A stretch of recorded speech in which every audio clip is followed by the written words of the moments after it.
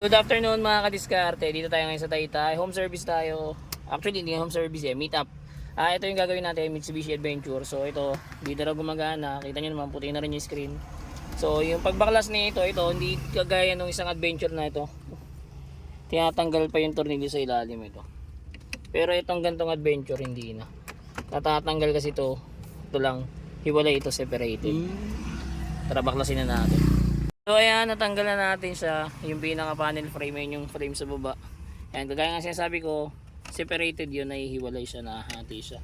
Hindi mo na kailangan i-remove tong isang to. Tapos ito, ayan, 4 na screw lang din para matanggal mo siya.